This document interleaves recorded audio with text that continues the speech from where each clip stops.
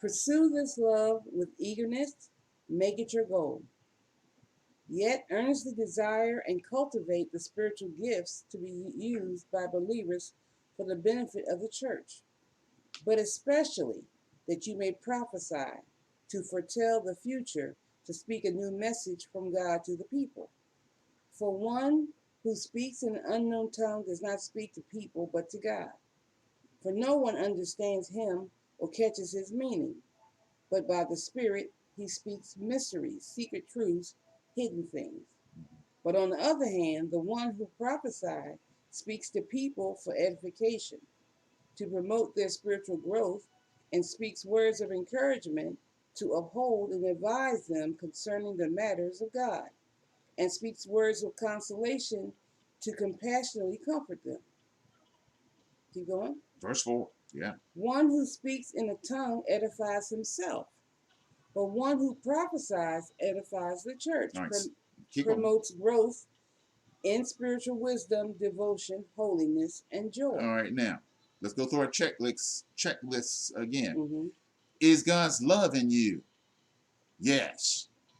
Do you have the Holy Spirit in your spirit telling you that you're a child of God? Yes. Um, are you sealed by the spirit of adoption for the redemption of your body?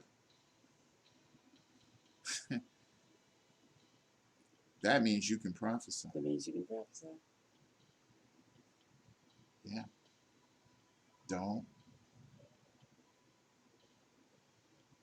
underestimate these steps that we have put out here, because there's a number of you out there, you're kind of thinking, can I prophesy? If you go through those checklists, the answer has to be yes, yes, yes. Mm-hmm. The one new man can prophesy. Yes, you can. Yeah. And now, so go down to verse 5. Ready? Go. Now I wish that all of you spoke in unknown tongues, but even more, I wish that you would prophesy. The one who prophesies is greater and more useful than the one who speaks in tongues, unless he translates or explains what he says, so that the church may be edified, instructed, improved, strengthened. Now, if these things were not necessary for the edification of the body of Christ, Paul would not have written them in here. And so that means not only can you prophesy, you can speak in other languages and interpret it. Mm-hmm. Here's the thing, ran across my mind just now. We just read that he desired that you all would prophesy. Mm-hmm. Did he say, I wish you all were prophets? No, he didn't say that, No, he did he? did not. Yeah. So you got to stop saying, adding to what you think he's saying. He said, I would that you would all prophesy. What does it mean to prophesy? Well, what does it say? Let me go back and read what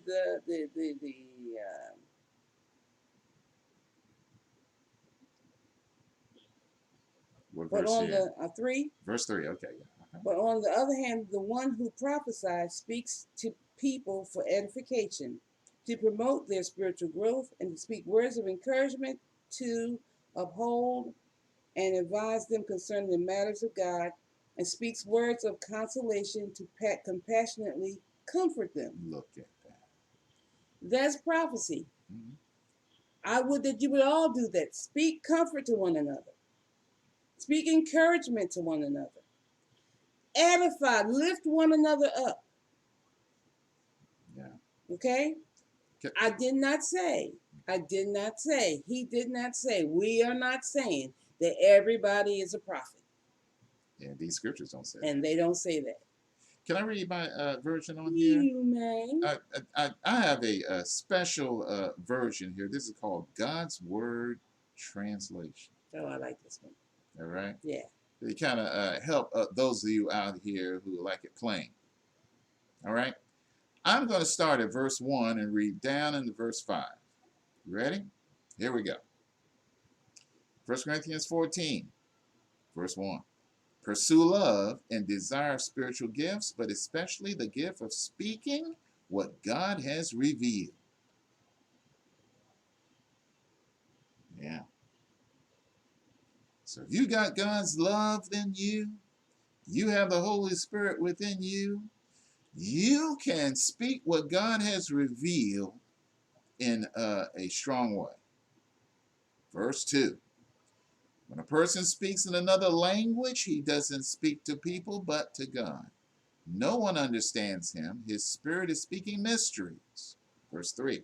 But when a person speaks what God has revealed, he speaks to people to help them grow, to encourage them, and to comfort them. Right. That's prophecy. That's good. Yeah. Yeah. Verse 4. When a person speaks in another language, he helps himself grow. But when a person speaks what God has revealed, he helps the church grow. Yes. Look at that. That's prophecy. That's prophecy. All right, verse 5. I wish that all of you could speak in other languages, but especially that you could speak what God has revealed. Yes. The person who speaks what God has revealed is more important than the person who speaks in other languages. This is true unless he can interpret what he says to help the church grow. You know what this means? It means if someone speaks in another language or tongues, and they interpret it, that can help the church grow. And we want growth. Yeah. And so if someone speaks what God has revealed, right, prophecy, right, that can help the church grow. Sure can. Now, we read in verse 12, the Holy Spirit works both of these. And these are manifestations of the Holy Spirit. That same Holy Spirit, which is the spirit of adoption. Yes. So if you got the spirit of adoption, it means you have God's love in you. Right. If you got God's love in you, checklists. You can manifest these gifts. You can do it. And not only can you do it, you should. You should do it.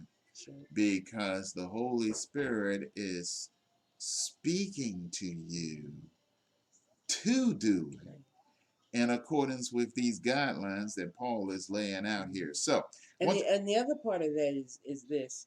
Remember, we talked about that we are the body of Christ, which means everybody has their part in the body. You speaking a word of prophecy is your part. Yeah. It's your part.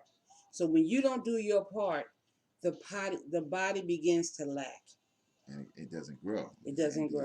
In these things. So do your part. Speak a word of prophecy.